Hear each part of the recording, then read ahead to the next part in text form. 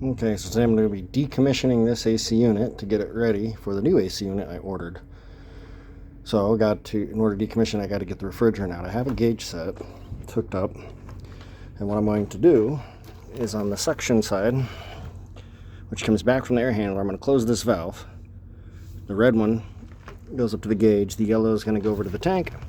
I'm going to use this compressor mostly to push everything into this tank. And then once it can't push anymore, I'm going to close the valves, turn it off. And then I have a reclaimer that I can plug in and bring around. But that way this does most of the work. And if this gets damaged, I kind of don't care because it's on its way out already, basically. Okay, so since this is coming out liquid, it's going to go into this liquid side of this recovery tank. And if you're not familiar with refrigerant or with the refrigeration cycle process, the compressor in here is going to take the gas, compress it, make it hot. Then once it runs through this condenser, it's going to condense it back down to a liquid. And that liquid is going to then come out over here to this side. This side will run up to the air handler, go to a TXV where it goes through a phase change. And then it comes back to this line where it repeats the cycle. So since I don't want it coming back into this, and I want it going onto the tank, I'm going to give it no path to go except from here, through here, to here. And what I'll do is I'm going to open this disconnect, pull the plug out, go inside, turn the unit on, and then come out and push this on so that way I'm right here for it and it's not running for the few minutes it takes for me to get back and forth so I don't have a pressure issue. So I'm just going to go ahead and this is mostly closed. It's just a standard either 8mm or in this case 5/16. You stick it in and tighten it down. So I'm going to go ahead and start that process and then start the video again.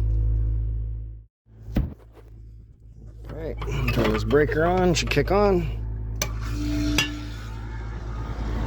There we go, we're on. You can actually see the gauges still going, so I'm going to now open this. And start closing this.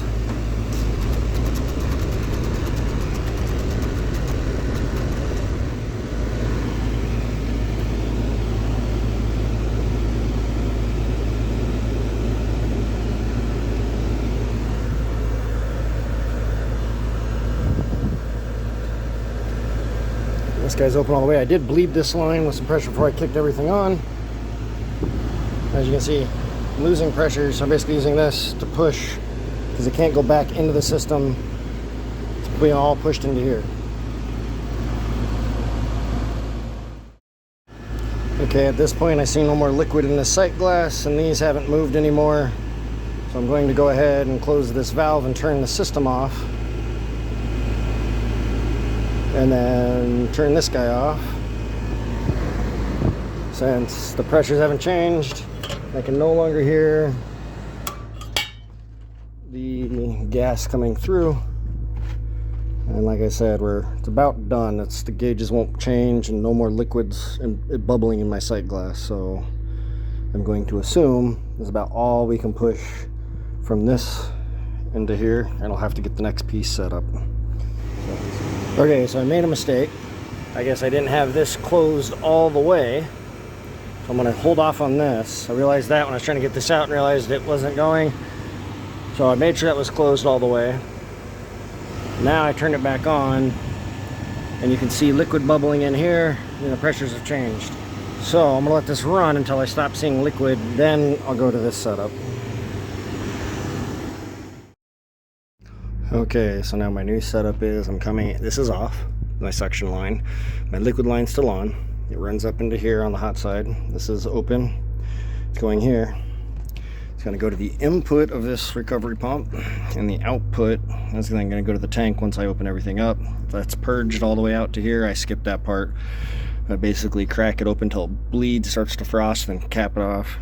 That way you're pushing all the air out because I want this as much R22 as possible. And I know normally you have the green or the blue hooked up to the suction side, and then you go to the pump into this, but I can't find my other line, so I'm making do with this it'll just take a little longer because I can't suck from both sides. So you see the gauges are on. It's in recovery, so I'll power this on. And then I will open this.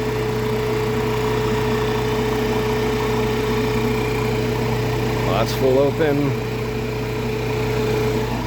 This is full open. You can see the liquid bubbling away in there. So, and my pressures are changing. So I just have to let this run and do its thing. So I'll cover it at the next step. And by the way, I am in no means an HVAC technician. I just know a rough idea of how everything works. So working on cars and limping this thing along. This is 30 years old. So end of last summer it was acting funny. I had to replace the fan motor last summer, right towards the very end. So it's time to upgrade. So just let this run.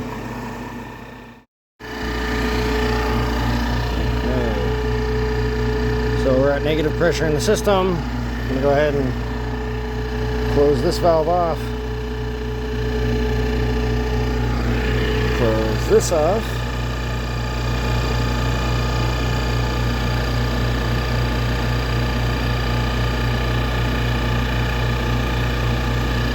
And voila.